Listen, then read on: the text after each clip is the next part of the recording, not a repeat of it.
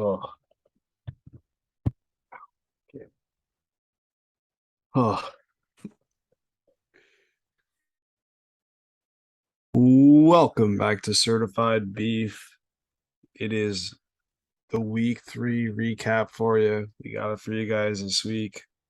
Sorry for how I sound. I'm a little under the weather, but yeah, we're just gonna get into our week 3 recap. Our picks, a little something new in our picks this week. And then Brandon's probably gonna do his Canna watch here, and then Canna we'll watch talk right about a little away. bit of college football. A little bit of college football also after. So Yep. yeah. It's Canna watch time.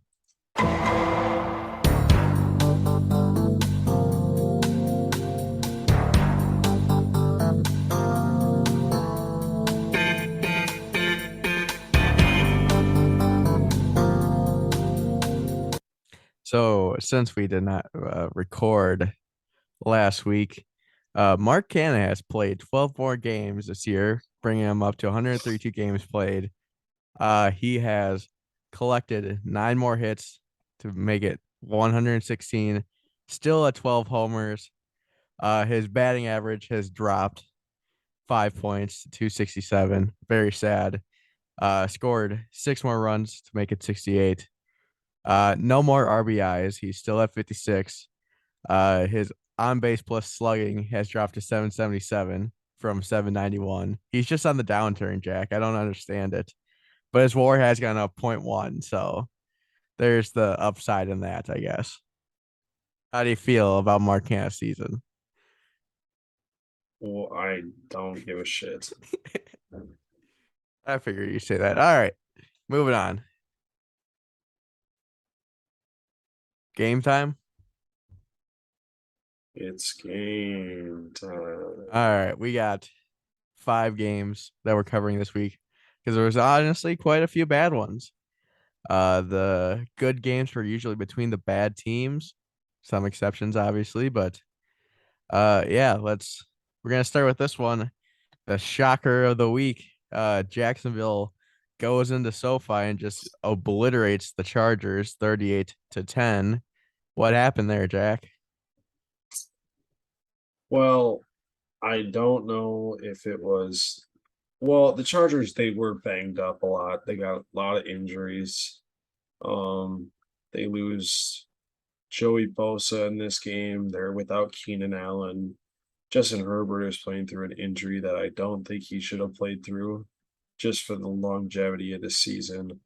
But credit to the Jags for coming out, firing, not being scared, even though it's a chart. Just even though it's the Chargers, they're banged up. Take it as that they're still a very good team, which I still think they are. And they just kind of just like put it to them. They kind of just blew them out in their own stadium and kind of just did things at their own will. I think this Jaguars teams has really like bought into what uh Jesus Christ, what the Doug Peterson, that's his name. Doug Peterson's ways, and I think that that's benefited them. He is a Super Bowl winning coach, so he does know what it takes, and I think he's been helping Trevor Lawrence progress throughout the offseason. I think it showed throughout the beginning of this season. He's become a lot more smarter with the football, and he's slinging it around the yard, and he's got receivers now that he can throw to. So, yeah, I don't think this is really a knock on the Chargers. I just think that they have way too many injuries right now.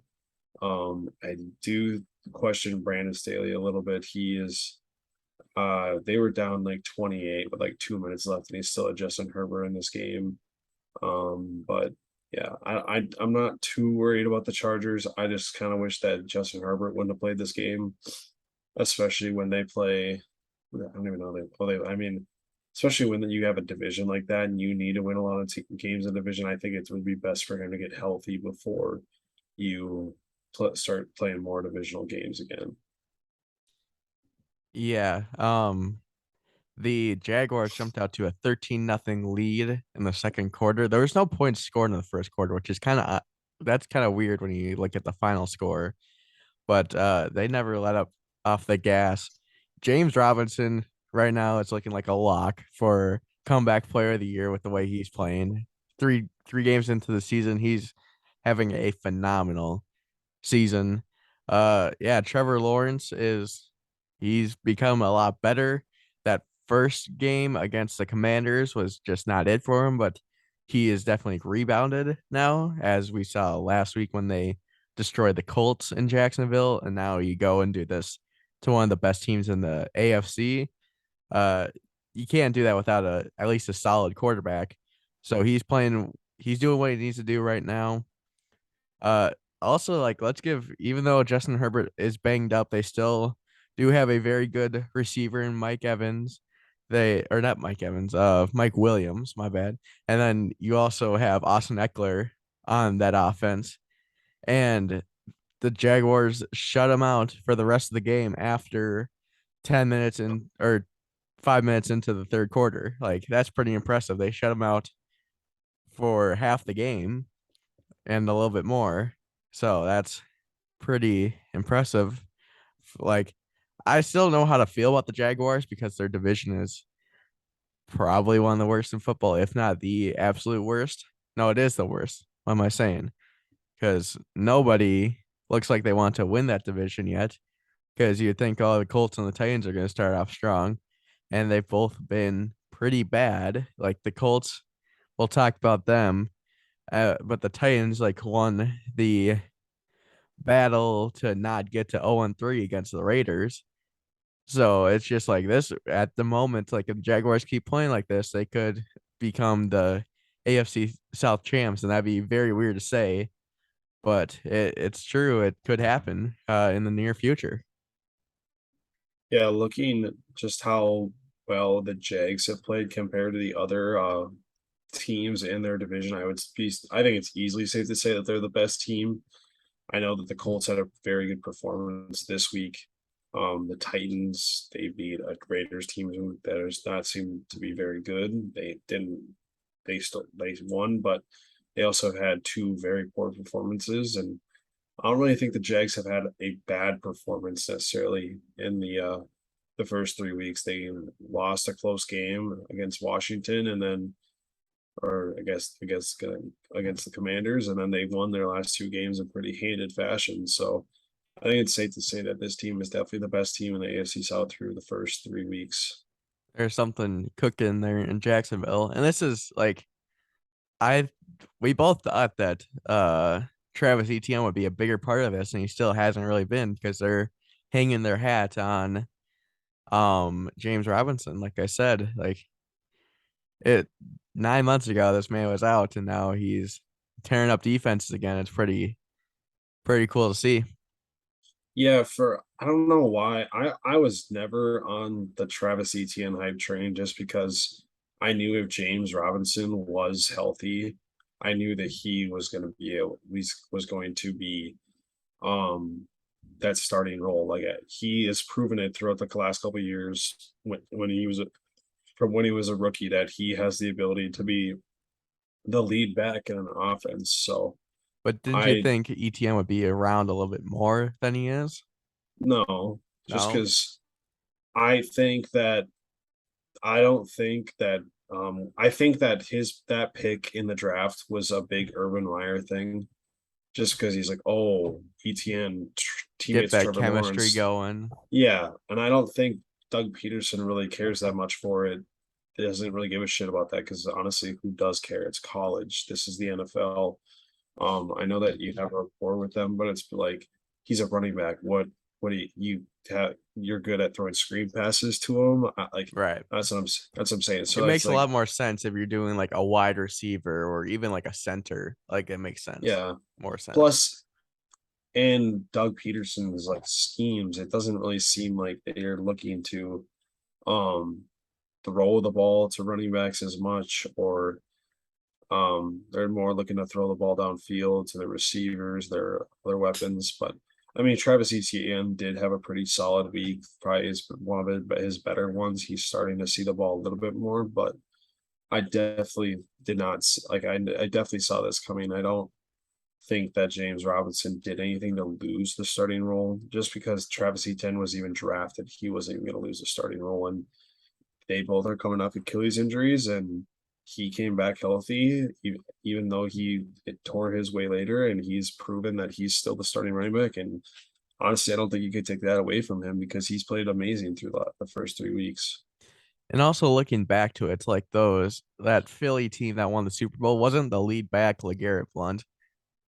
Yeah, I think So so. I Doug mean, they Peterson, they really did use a committee there, right. but I think when you have a guy like James Robinson who has proven it, you tend to like stick with that guy. But I'm getting at that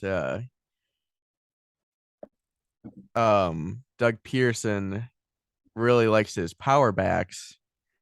Uh Yeah, I think he likes that guy, those guys that get those hard nosed yards, right. those Like hard fought yards that just they'll put that extra mile. And I don't think Travis Etienne really has that power to him as much as James Robinson because I no, think definitely ETN is that shifty third down type of dude. Yeah. Yes, they used looking at the roster from 2017, they used LeGarrette Blunt, LeGarrette Blunt, and then Jay Ajayi. That's a name I that's haven't right. heard in a while. And then some other dudes. Corey Clement Former was a part of Corey that too. Clement, Ken John Barner. Like, He was not. He was not a part of that no, backfield but he's really. still listed. So, but yeah, Doug Pearson has a schemes that he seems to like with the big, powerful backs. And so far, it seems to be working out in Jacksonville down there. So, next Yeah, game, we're going to Indianapolis, where the Chiefs fall to the Colts 17-20. yeah. I think it's safe to say that the Chiefs are not the Chiefs from last year. Um, because yes, they did come out, they beat a secondary that isn't very good. They absolutely obliterated the Cardinals, but then the Chiefs really struggled week 2, and I don't think people realize that offensively. Patrick Mahomes didn't play that well. Their offense looked sluggish. It was really the fact that they got that pick six in that game that really put them ahead of the Chargers in that game. So they had a great offensive performance, then they looked worse. But this just I don't know why, but this just it seems like the Colts win a like they'll lose a game that they shouldn't every year, but then they'll win a game that they shouldn't every year. Like last year, they went and beat Buffalo pretty handily on the back of Jonathan Taylor, and Jonathan Taylor wasn't even really that big of a factor in this game, which is surprising. But um, no, Colts played amazing. They holding the Chiefs to 17 points is That's pretty pretty impressive. pretty impressive. But like I said, I don't think this is the Chiefs team that we have seen in the last couple of years, and I think that they're still going through some growing pains. Um, but yeah, the Colts were without Shaq Leonard once again. But yeah, Isn't he on the Frank, pup or not? I'm not totally sure, honestly. Um, Frank Reich did enough to win this game. Um, there was some controversial calls, I guess, in this game. I didn't really see this game very well. I was kind of out of it Sunday, pretty sick on Sunday. So, but yeah, I don't know. Just just a weird game for the Chiefs. But I think this is going to be a trend that we see more often than not with the Chiefs because I still don't think they're the same team as much as they were in the last couple of years. Even though people still think that they were after week 1, they've had 2 pretty sluggish weeks. The last couple of weeks they've only they scored 20 points last week on offense and then 20 or 17 this week. So very subpar performances for the Chiefs. Patrick Mahomes doesn't look the same.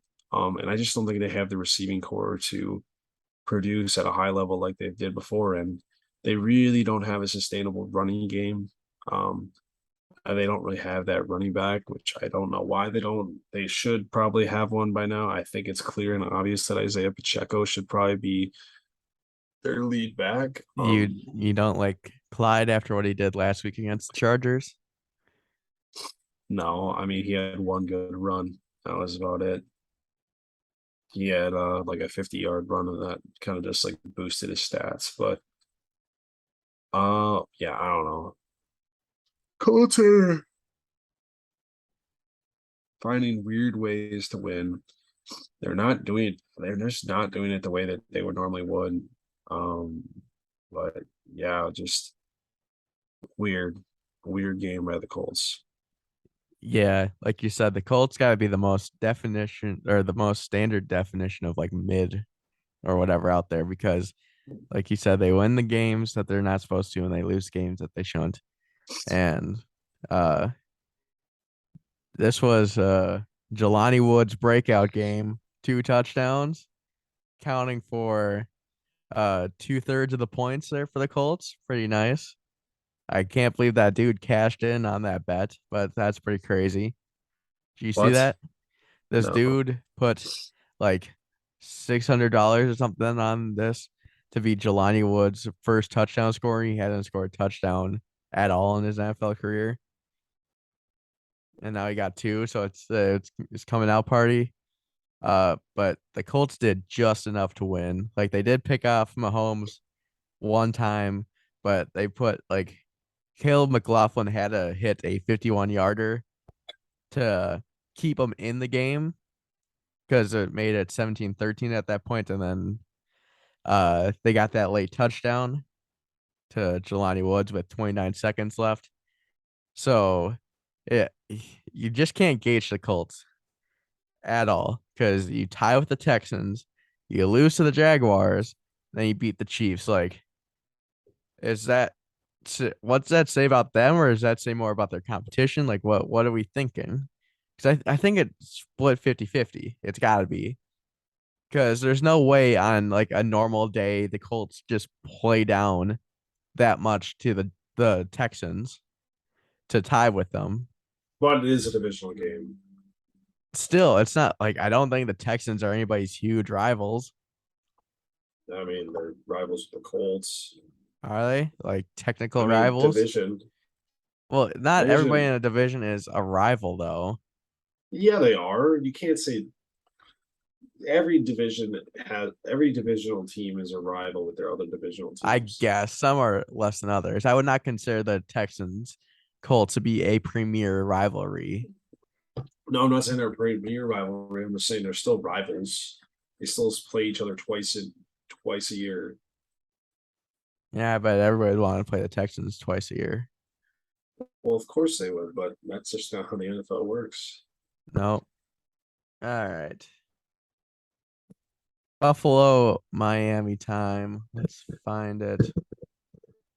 This game brought us everything. Offensive coordinators getting mad. Josh Allen spiking a pass. Tua playing good after getting concussed pretty clearly. Uh, the Dolphins win 21-19 in dramatic fashion. Do you really think he was concussed? Because I don't think he was. You don't think so after he stumbled and all that? As a, I don't think that. I don't think he really. It didn't look like he hit his head that hard on the It ground. didn't look like it, but you never know with concussions. It could be a Yeah, but light thing or they also sent him back to the locker room, and I would definitely think that they took him out right away, didn't they? yeah. Well, yes, So they did yeah, not keep him in. I don't think he had a concussion. Well, the NFLPA is investigating to see if they follow the proper protocols. So Yeah, but also I think that he also said it was a back injury, so I don't know if that has to do with anything. He said it was something with his to back. cover up. Yeah, well, I don't think he would be lying if he had a concussion because that would fucking hurt. Either way, whatever. Yeah, fucking weird game. Um, yeah, not. I don't think it's what anyone expected. I feel like a lot of people expected this to be just a shootout, and turns out it wasn't. It was a juggernaut of game. So I just looking at like the time of possession in this game, it is hard to believe that the Bills somehow lost this game. Then they had like I think they ran 90 plays of offense compared to like 39, I think, of the Dolphins and had double the time of possession, and they still somehow lost this game. It's truly remarkable. But yeah, I barely even saw this game. I'm not gonna lie to you. So I really don't have much to say. But I did see. I was on Red Zone at one point, so I did see the end when we were watching Red Zone. I did see the offensive coordinator get upset, and that was by far one of the funniest parts of the weekend. Great reaction to the end of the game. But 'Cause that was a I don't similar know. thing to like the Cowboys last year, wasn't it? Where they like the ref interfered or whatever so that Josh Allen can spike it. Yeah, with like Dak or something in the playoffs or something Yeah. like that. Yeah. Yeah. Yeah, I don't that's kind of annoying. But It makes a ton of sense, but yeah, like, yeah, I don't know. either Uh, way, that's kind of like you can't really expect like you got to try to go down earlier than that if you want to get it. They went down with like 8 seconds left, and it's like really expect to get that. But that punt also was hilarious. yeah. Me and Landon, one of my buddies, were just dying laughing the whole. That was one of the funniest things ever. Well, also just funny moments from this game with the offense coordinator and one of a kind, one in a million of fucking the butt punt that goes straight backwards for a safety. I'm just never seen that before. But yeah, dude, those players look fucking like they put their life on the line though. It looked awful with the heat and everything. Oh my god, Oh yeah. they Like just look dead. it was awful in Tampa. I couldn't imagine what it is in Miami. Um, but this game started out as uh a shootout. Like they went punch for punch, and then once the second half hit, they just kind of stopped scoring a little bit. It was field goals. I guess there was a touchdown. Then you got the safety off the bunt punt. The bunt. Oh my God. Butt punt. Jesus. Um, but that bomb from Tua to Jalen Waddle, I think it was like a solid like 60, 70 yards at least. That really set them up for the game winning touchdown with like 10 minutes left. That was an excellent play. It is very interesting to see uh Tua's like throwing motion flipped to a righty, like when everything is reversed, and then all the righties are flipped to lefties. Like, do we just overhate him because he is a lefty? And it just looks Yeah, so much more 100%. unnatural. Yeah, no, they definitely do. Because like when you look at that Josh Allen missed opportunity spike uh to believe it was like Isaiah McKenzie Yep, on fourth and goal. Like if you flip that to make Josh Allen left-handed, it looks so awful.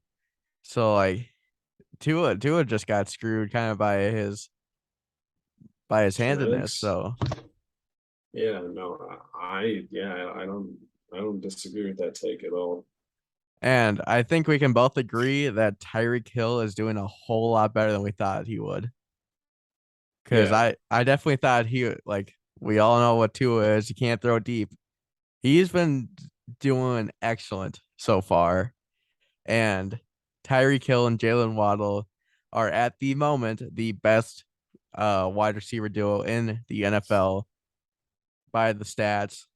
Probably, I think it'd be pretty close just off the eye test, but yeah, this game was weird. Uh, Now Miami is the leader in the AFC East, which is unusual for the past couple of seasons, but yeah, just Miami is a lot better than we thought they were. But I also would not be the most shocked if like in 3 or 4 weeks that they just start to sputter because I feel like that's what they do pretty much every year is they either start out super cold and get hot or they start out super hot and fade down the stretch. yeah. I also feel like there's like this perception of Tua that he is not doesn't have the ability to stretch the field with his throwing abilities, and I just don't think that was. And I think that one of the real problems was his the schemes that he was working with. I don't think that Brian Flores that he has was untapped. I don't think his potential to be a pretty solid quarterback was there until Mike McDaniel came in. And we're seeing it now. Like he does show the ability to be able to stretch the ball down the field. Yes, he's still making some mistakes here and there, but I definitely think as he progresses throughout this season under a guy that is an absolute mastermind, I would say offensively.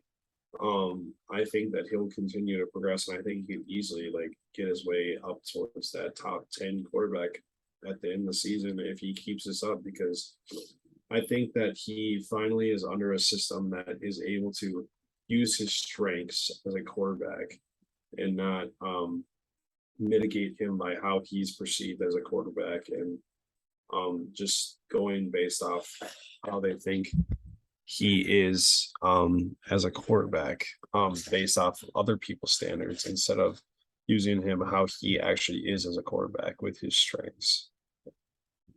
And I just looked at it. Do you want to know what another win for the Dolphins is? But Raheem Mostert didn't get hurt. He's still not hurt yet. So when do you think his first 90-yard touchdown will come? He isn't getting the ball too much. He only had 6 carries for 11 yards this game. But I don't know. I don't think he'll ever get it. you don't think so? You're just a hater No, on Raheem Mostert. no. I just if he does it, he's just gonna get hurt. So I don't think he's gonna do He it. doesn't get hurt on the 90-yard touchdowns. He gets hurt afterwards. Yeah, so that's a jinx every time. But he's a fantasy god when he does it. Okay. Yeah, well, because you get 13 points for that, so or like 15. So then, yeah, it's of course. Yeah, it's very nice. I don't usually have him on my team when that happens, but all right, 2 more games. We got the Packers and Buccaneers. The Packers win 14-12 to make the series between Brady and Rodgers 3-2 in favor of Brady. Ah, yes. This game was, as I saw, to be a very low scoring game.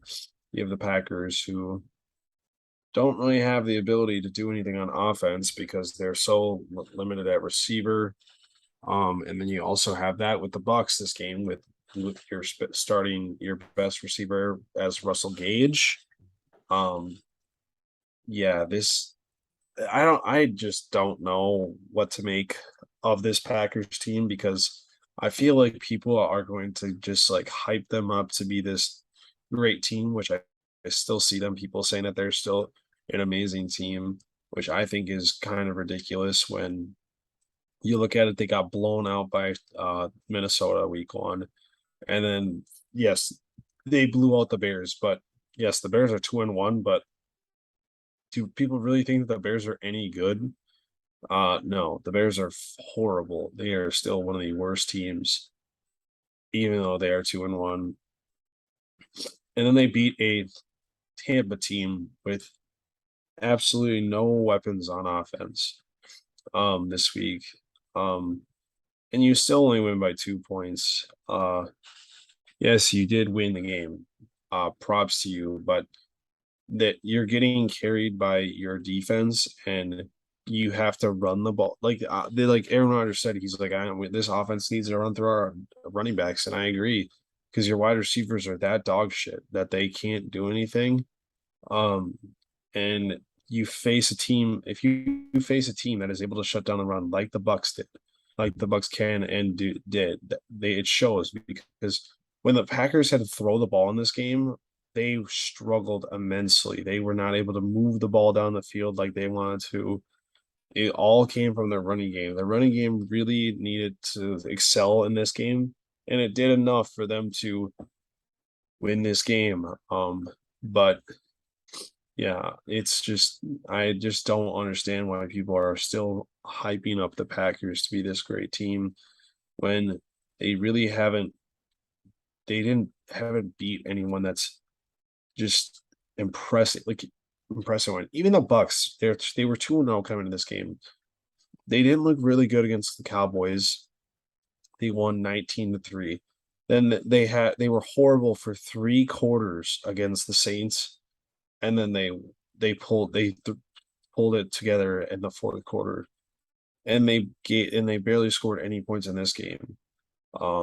But yeah, I don't know. It's just the Bucks really need to figure their shit out, especially with this week coming up against Kansas City. But yeah, just two teams that are really struggling on offense, but have great defense. Both, I think the Bucks have one of the best defense in the NFL for sure, and I think the Packers do definitely have close to a top 10 defense. It's just defense. That was a defensive. That game just looked like it was going to be a defensive battle from the get go. With two offenses with little bit limited weapons and great defenses against the run. It was just set up to be a shitty football game. Yeah, for the Bucks, Leonard Fournette can only take you so far. It doesn't help when Mike Evans sometimes makes stupid decisions and tries to fight Marshawn Lattimore the week before. To get himself suspended. Julio needs to get healthy again. Keep sitting that man until he does, obviously. And same goes for Chris Godwin.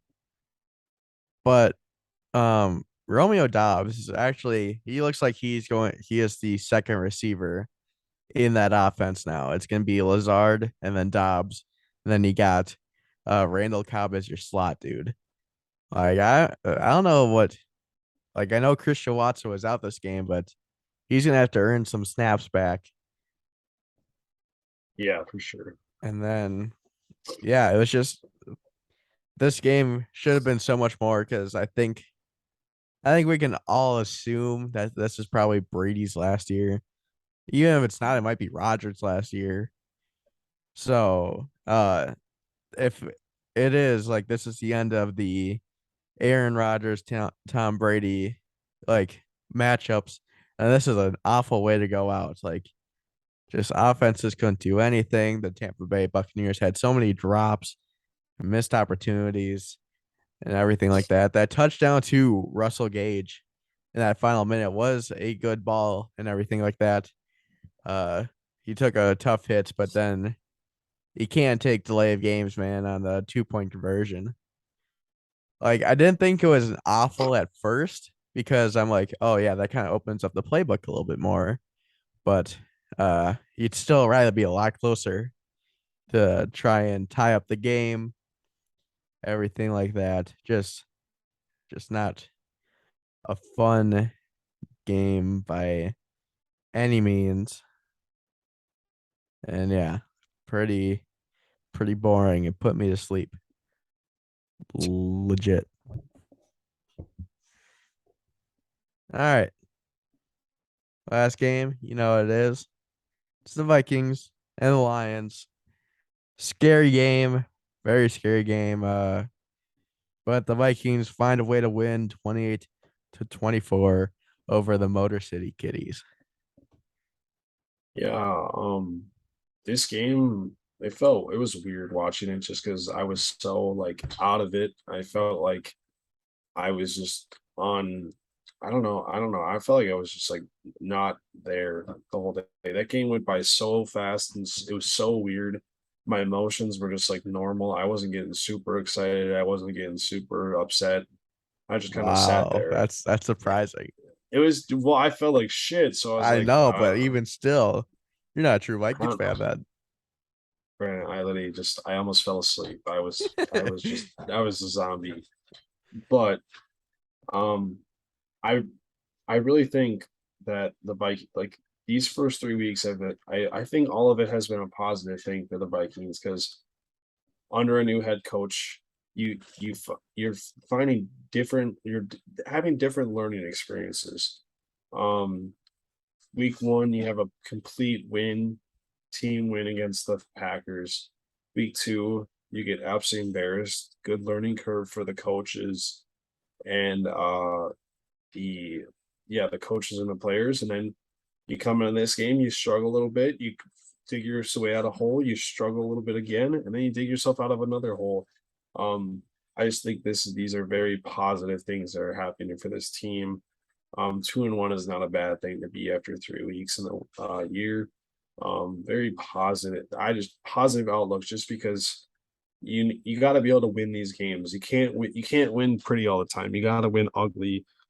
This is a very ugly win, but a win is a win in the books. There's definitely things that this team needs to clean up offensively, maybe just being more consistent, get Justin Jefferson the ball more, start force feeding him. They didn't even really force feed him in week one. He was just wide open. But you definitely got to try to get this guy the ball more. He's just a dynamic playmaker with the ball. It was nice to see Thielen get involved though this week. Definitely stepped up, and so did KJ Osborne. But if that happens in weeks going forward, where Justin Jefferson isn't going to be able to get open because he's either double teamed or triple teamed, which it seemed like he was the whole game. Um, those two really have to step up. But the defense, they didn't make all the plays. They definitely got exposed a little bit. But they made enough plays in the end to what am I saying? Just To to win put the the team in a game. position. Yeah, to put the team in a position and win. Five. This is definitely probably the worst game that Greg Joseph has ever played as a Viking. Two missed field goals, kind Very of put deep us in. field goals, though. Yeah, Makeable, yeah, but deep. that's yeah. So, but yeah, I know. But if he makes one of those, it puts us in a position to where we don't have to score a touchdown at the end of the game. Right. But either way, good. It's a good win. Lots of things to work on, obviously, for a team, but like it's a good win to learning curve wise. This team is learning to win in different ways, which is nice. And sometimes you got to lose some to learn how to win those games in other ways, like they did last week. They're going to definitely learn how to win those games where you got to come back. And especially this week, you were down 14-0 at one point, and it looked like you could have gone down 21-0, and you fought your way back into the game, fought your way back into the game another time. So last week, I think, was a huge component in this week, and not just giving up and just taking taking it at the head and just fighting your way back into games. And that's what you got to do sometimes, because you're not going to come with your best game every game, and you got to learn to win with your B game or your C game. And I don't think they had their A game this week, especially, but they found a way to win, and that's just what good teams do. I still think the Lions are a pretty good team, but the Vikings, I think, are just a little bit better than them.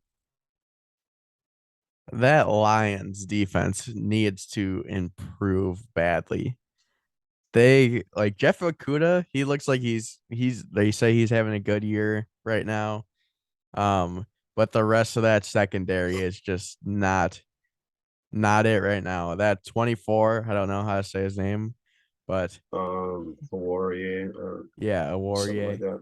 Yeah, He he had like 4 penalties, didn't he? Like at 3 illegal least, if not contacts and like a more. pass interference that shot themselves in the foot pretty bad. Even Jamal Williams quad pump touchdown celebration led to some points.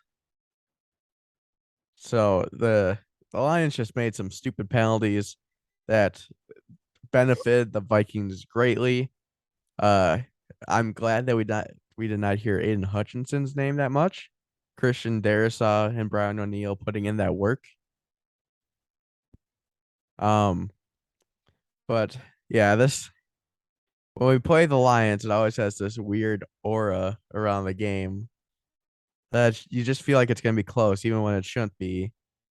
And this game proved it that we went down 14-0, and then slowly but surely had a comeback. We tied it, went down again by 10, and came back. That KJ Osborne stepped up big time on that final drive when Kirk, I think he hit him for like 20 yards first, and then he hit him for that big uh game time touchdown in the final minute. I stood up and cheered in my dorm room. It was awesome. But yeah, Mike Hughes, it was kind of nice to see that the touchdown came against Mike Hughes, who didn't pan out for us here. Had a decent year with the Chiefs, and then I don't know. We'll be seeing him again. I feel like in uh Detroit, it's going to be a little bit tougher task than it is here in Minneapolis, but I think we can get it done against them again. I was reading the Bleacher Report power rankings today, and they had the Vikings at 9, I believe. And I feel like that's a good spot because they mentioned that they're not sure if the Vikings are actually a good team yet or if it's just the competition they've played. Because the Eagles have looked like one of the best teams in football, top two to only the Dolphins. And the Packers are not what they were, like you mentioned, and we shut them down. And then the Lions are that gritty team under Dan Campbell, and we had to claw our way back against a awful defense. So they say that the true test for the Vikings is going to be when they go down to Miami in week 6. And I completely agree with that because this upcoming week in London, it should be hopefully a pretty easy game. There's no real home field advantage for the Saints, which could turn the tables because the Superdome is a super hard place to play. And then we got the Bears after that, who they're 2-1, and the Vikings always seem to play them tight for whatever reason, even when the Bears are god awful. So the Miami game is going to truly determine how we sit this season.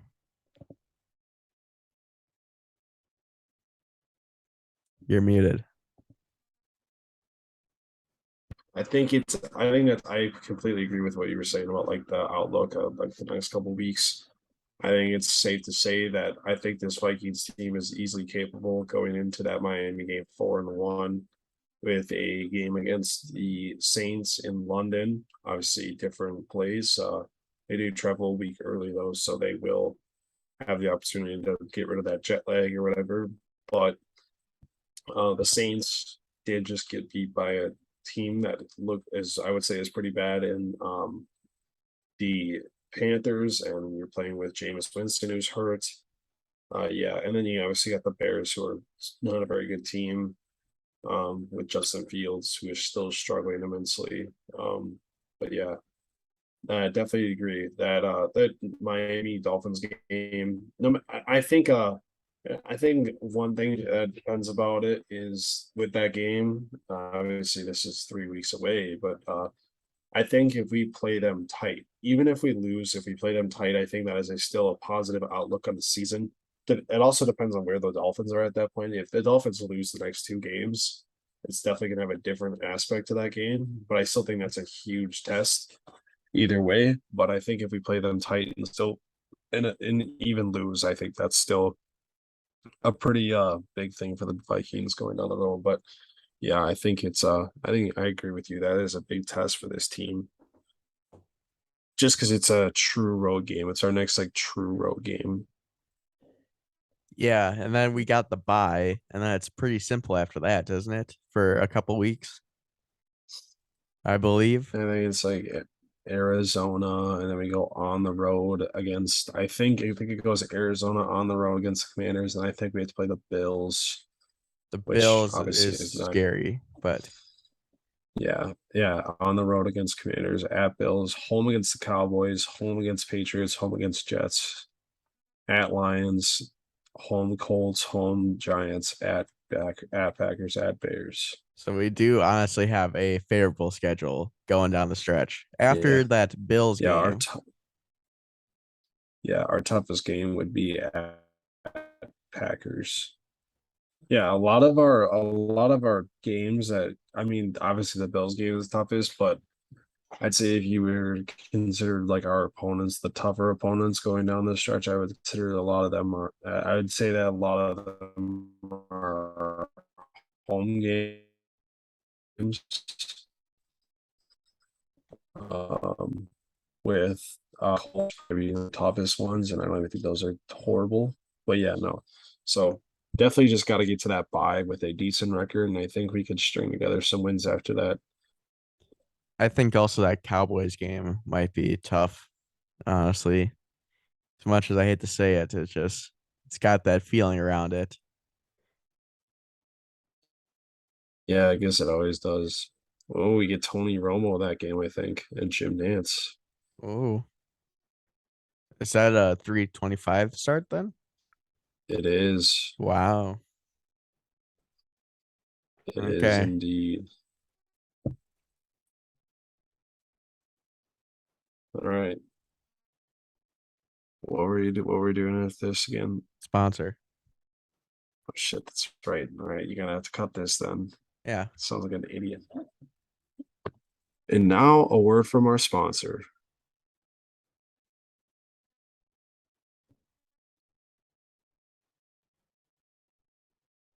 All right. I think we should go over last week's results to keep the people updated. Oh yes, getting into our picks this week. I forgot about that. I kind of forgot that we were doing that, or not forgot, but I thought I just I I don't know why I thought we're just gonna go into the call it talk about college football. Wait, do we? Oh no, we need to go over the last 2 weeks because we didn't record and we didn't go over our week 2 results too. Oh, that's right. Okay.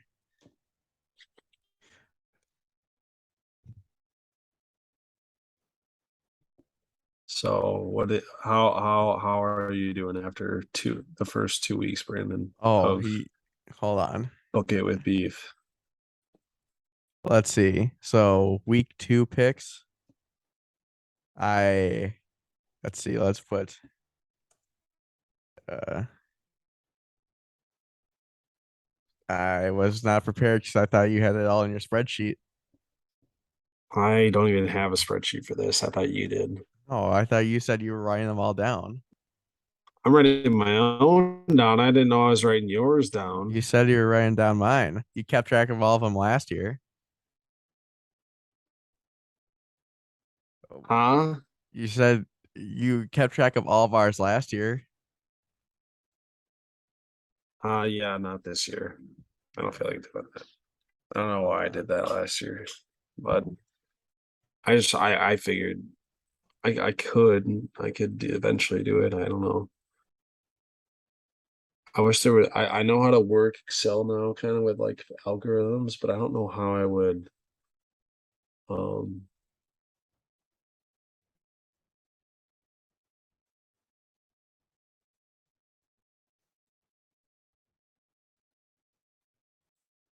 Jesus Christ. what. Oh, I thought you were lagging.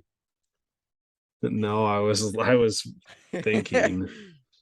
I was saying I know how to work Excel and I could try to figure out how to write an equation that would make it so I could just type in numbers and then for that, but that'd be too hard. That'd be too much work. No, that's what I'm doing for the record predictions. I just do That's equals easy. sum. But.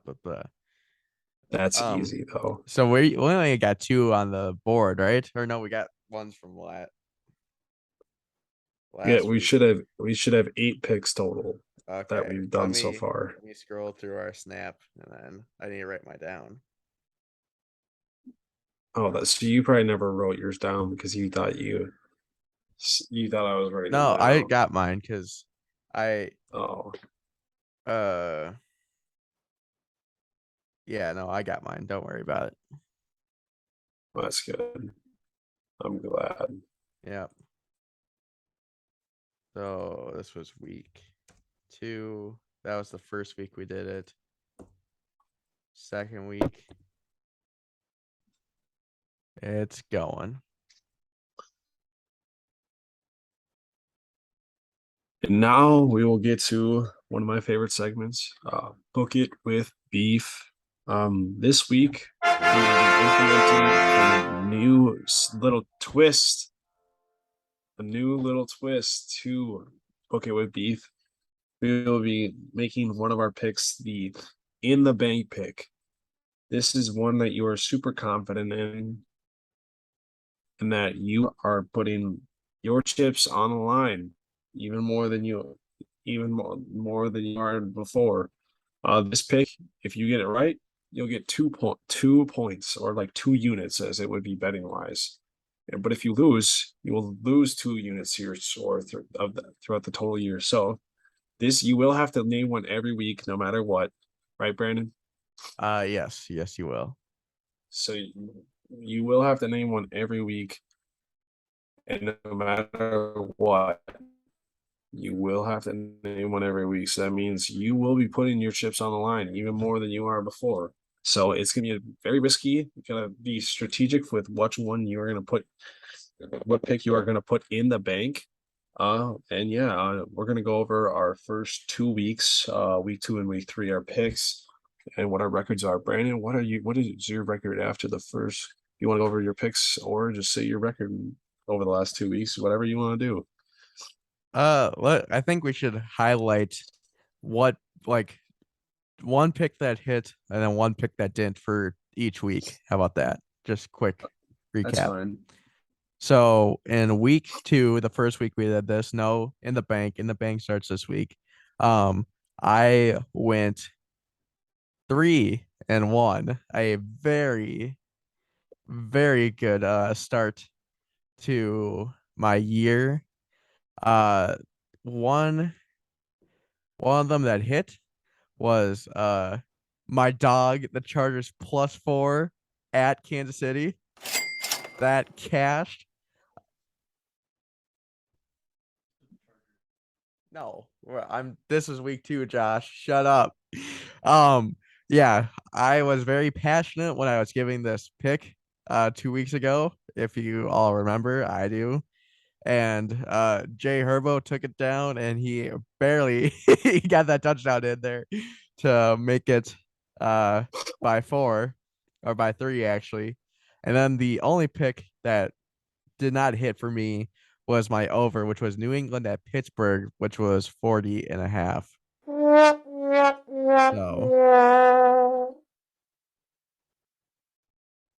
Um, I started off, or do you want me to go for week 2? yeah. I started off 2-2. One of my bets that did hit was the under in the Vikings Pitt Philly game at 51. Like I said, it was gonna be a very defensive battle, and it turned out to be extremely defensive in the second half when no one scored. The score was only 24-7. And then one of the bets that didn't hit was the Bills or the Titans at the Bills over 49.5. There was what I think 45 points scored after 3 quarters, and they somehow couldn't score 5 points combined after that. So yeah, that was lovely. Losing that bet. I lost that bet by 1.5 points. So that was awesome. All right. My week 3 obviously didn't get to share these on the pod, but I guess we'll run through them real quick. Yeah, that's Or fine. That's okay. fine.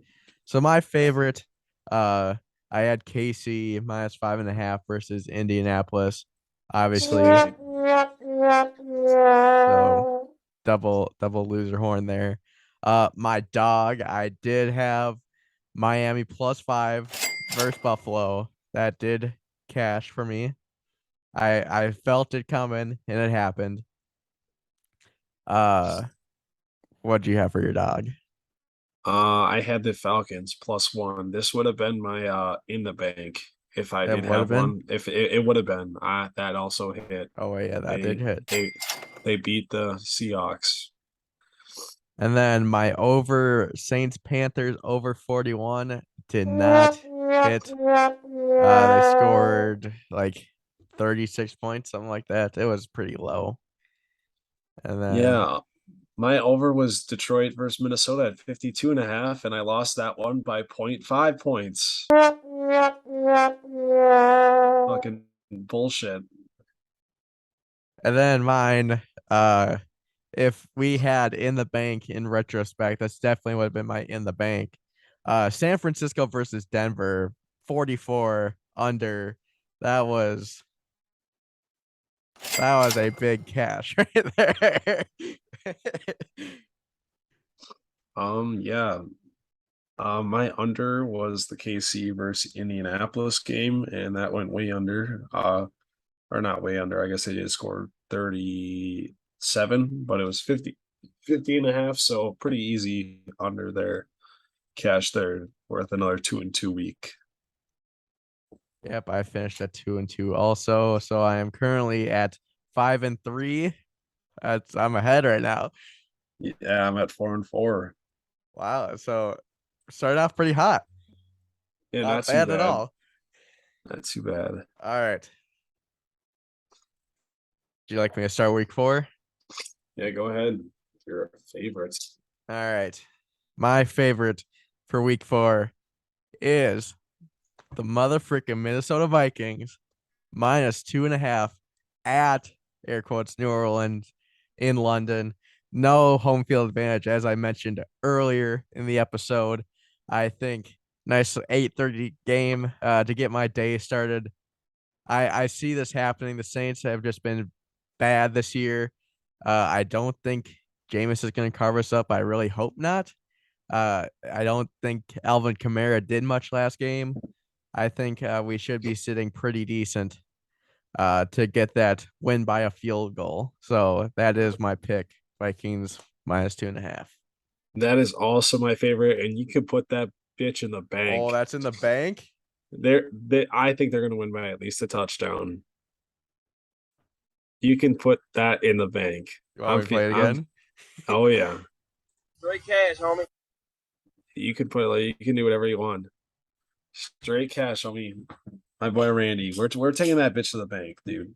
That Mm. I'm feeling very good about this. There was two that I was debating, but this one I'm feeling really good about.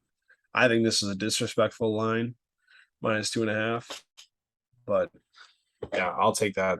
3-point win is still cashes, and I think they'll easily cover three. So give me that in the bank, baby.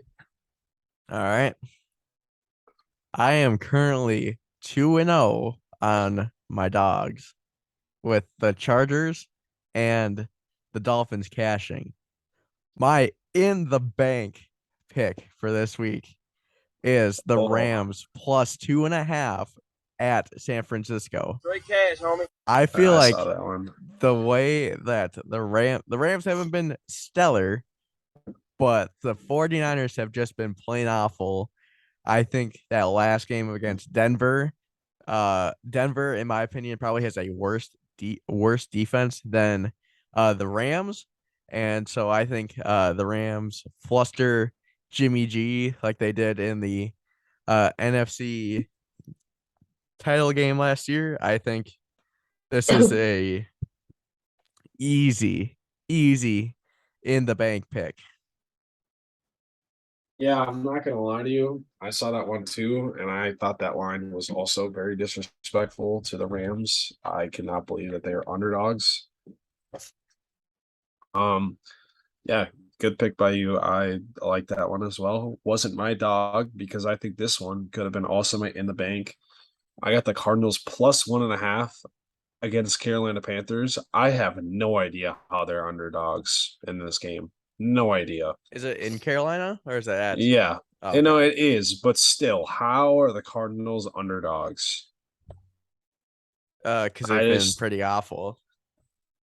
yeah, but so have the Panthers though. The Panthers have been like abysmal. I don't know. I just think it's a Yeah. disrespectful line. I think if anything, if you're gonna be get that close, it should be a pick 'em. But yeah, no, I think the Cardinals win this game outright. So I just think that they're a better team. All right, All right. My overs. over for this week is the Seahawks at the Lions. Over 50, straight 50.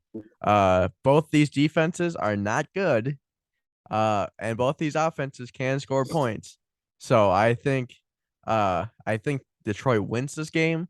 I think they score probably in the 30 range, and then you just need the Seahawks to hit 3 touchdowns, which I think is very doable for that team. I think I think over 50 is a good bet for me. I got the over in the Chargers at Houston, 44.5. I think that Justin Herbert and the Chargers can make a bounce back week, and uh, the Jaguars just threw up 38 on them, and I think it's very easy that the Houston Texans could throw up 24, which is 14 less. That's 2 touchdowns less than what the Jaguars scored. I think it's very possible that they throw up that, and then they have the Chargers beat them or throw up 21, and that's a cash. So I think that's a very easy possibility of that happening. I could see either team scoring 30 plus points in this game, and then the other team really just has to stay afloat. So yeah, I think this is a pretty easy bet for me. All right. And then my under is between the two worst teams in the AFC West, Denver at Las Vegas, 44.5. We saw how Denver has been playing this season. They haven't scored more than 20 points. I don't believe, have they even gotten up that far? No, you're right. They haven't 20. scored more than 20 points. They have not Okay. scored more than 20 points. And then the Raiders are looking like complete garbage. I don't know if it's their defense or what's going on with that offense, but I think this it's a low under, and I still think they won't hit it. Yeah, my under is the Kansas City at Tampa Bay, 45. Every single Sunday night game has gone under, and I think this trend is going to continue. Uh, Kansas City faced a pretty solid defense in Indianapolis, and they're going to go up against a even better defense in Tampa. And Tampa Bay has looked horrible offensively, and we don't know if they're going to have. I know they're going to have Evans back, but we don't know if they're going to have Godwin or Julio back. So limited weapons for the Bucks. Just not many points can be scored in this game. It's going to be a dogfight. It's going to be a very, very, very low scoring game. So that trend of the unders in the Sunday night games is going to continue this week. All right. Well, that is I it always hate for this feeling because I feel very good about my picks, and then they're all gonna go to yeah. shit in uh less than a week. So I just hope I don't regret the in the bank with the Vikings. that But they don't it screw is you minus over. 2.5. It is minus 2.5. Like we both think that the Vikings are going to win by more than 3 points, right? Yes. Yes. Yeah. So that's kind of why I was like, it's eh, yeah. So, Taking but the damn, homer approach. I gotta fucking set an alarm on Sunday. Oh my I do god, too. I'm that is gonna DoorDash rough. them like McDonald's or something. Uh, I might cook myself a nice little the breakfast. the dining hall doesn't open on Sundays until like 11:30. Oh my god, what the I know fuck? That's lame. it is. So like I'm gonna be DoorDashing some food over Oh, here, I think. oh, why don't you just go get it? Because I don't got my car. McDonald's is a mile away. Walk. No, I'm not gonna get up at I would have to get up at like 6, man, to go to McDonald's and get back in time for the game. I guess it's not that bad, but like still, I don't feel like doing it. No, I'm not doing it, Josh. Shut up. You're a bad influence. All right. All But right. yeah, that's gonna do it for Book It with Beef this week.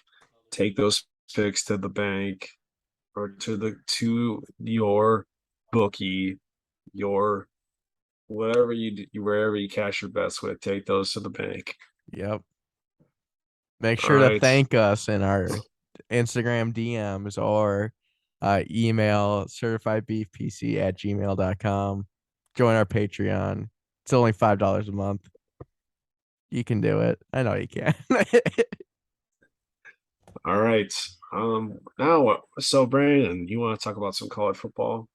I want to talk about Iowa college football because as some of you guys may know listening, we got number 4 ranked Michigan coming into Kinnick Stadium this upcoming Saturday. It is the American Needs Farmers Black and Gold Spirit game, so it's the stripes. It's an 11 a.m. kickoff with Big Noon kickoff being here. I don't think I'm going to attend that because I'm actually going to the game this year. But yeah, I just wanted to see if you agree with my 3 things that Iowa needs to do to beat Michigan this week. And just like a quick side note is that the last 6 top 5 teams to play in Kinnick are 1-5. So take that as you will. Michigan was one of those casualties a couple of years back. So yeah. All right. So yeah, I just got 3 things. Uh the first one is the run defense has to play at a very high level for Iowa against Blake Corum and JJ McCarthy.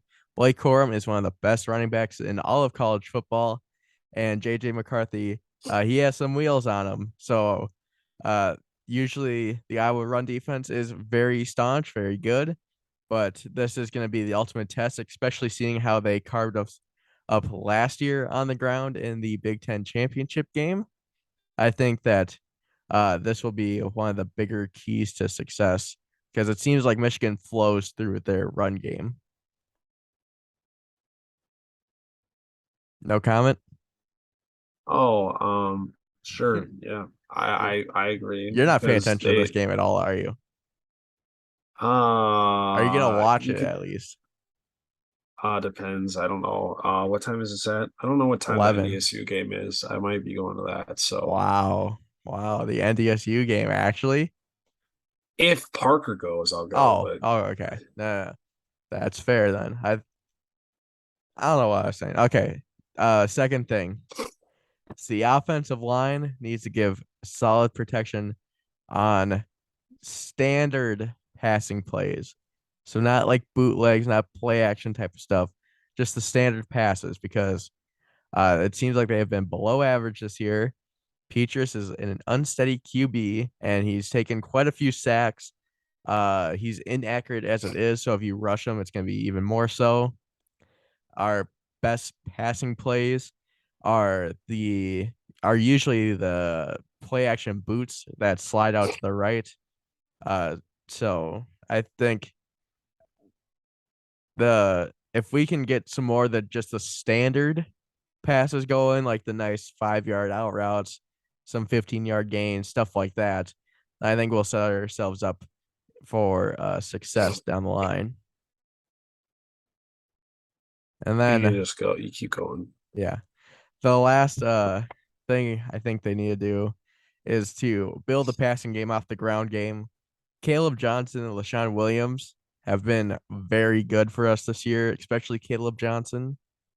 He is racking up yards and touchdowns, and the running game, like I said, has been good, and the passing game has struggled a lot more than the running game. So I think we got to try and wear down that defensive line, wear down that defense by pounding the rock at least the first 2 quarters. And then we throw in those occasional play actions, some standard shotgun type of stuff. But if we can get that run going, and then we can do the deep balls off of that, that'd be great. So I don't know how to feel because there's always that sense of hope, but I could definitely see uh, this being a major L for the Hawkeyes.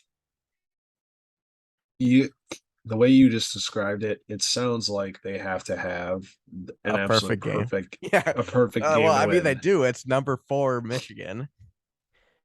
They are Yeah, but they are a CFP contender. I would not put anywhere near that category. yeah.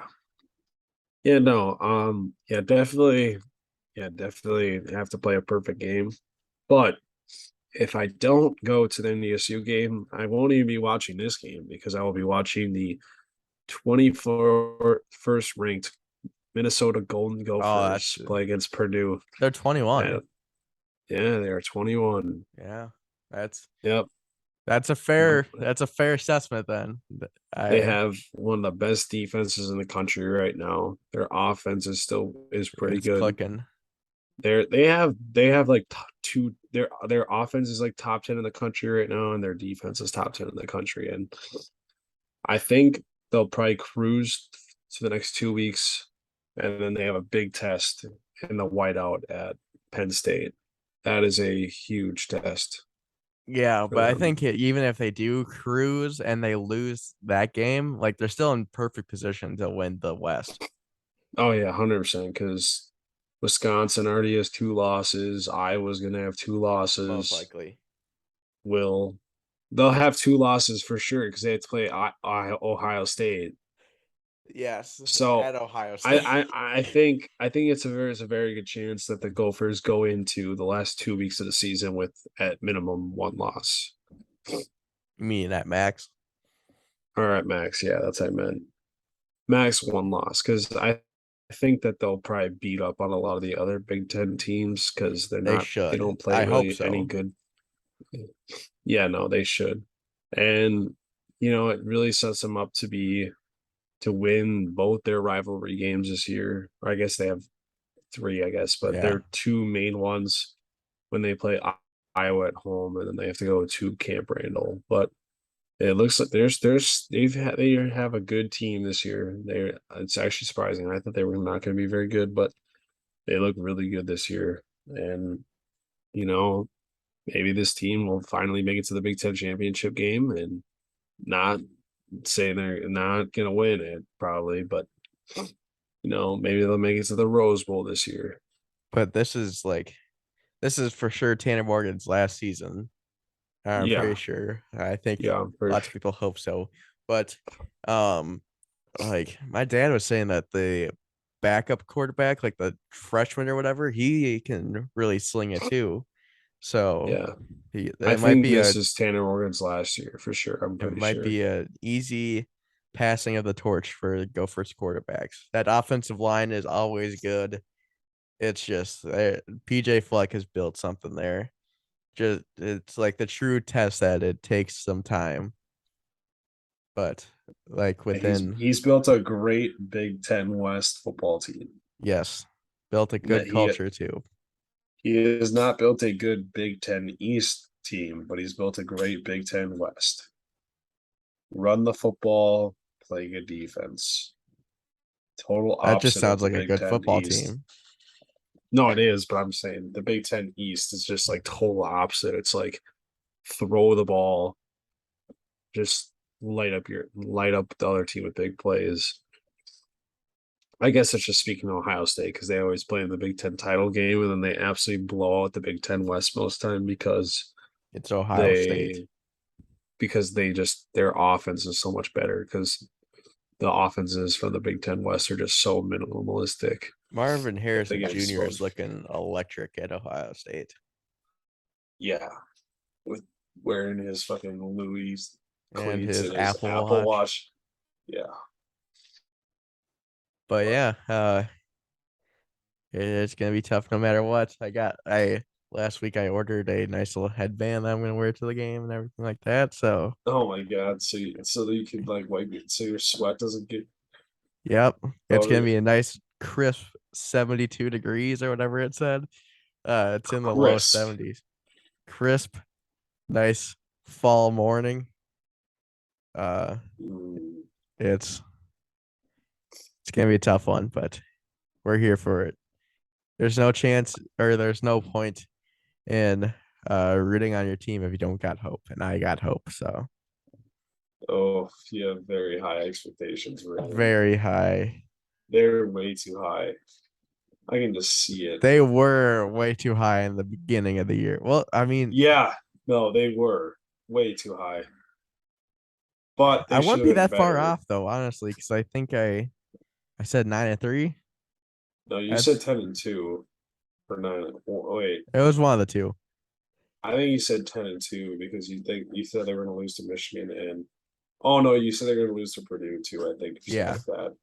So yeah, 9-3. So right I still now think you're going to they be just need way to beat off. Purdue, and we're back on So, track. but at the rate they're going, they're going to lose Yes. 3 games at least. At least. Yeah. Probably 4. I see them right at the moment. I do see them losing to Minnesota, though I still do think it's a close game. And they could lose to Nebraska. I They don't see that could. happening. Is it in Kinnick? Is it actually? Yes, Oh, never mind then. I don't think. I think they it's can the lose to day after Minnesota. Thanksgiving. I will be there. That's rough. Yep. It's 4 o'clock start time though, so that helps. Yeah, I guess. But Oh. yeah, cool. All right. Well, I think that's gonna do it for us here at Certified Beef. We'll catch you guys the next one. Peace.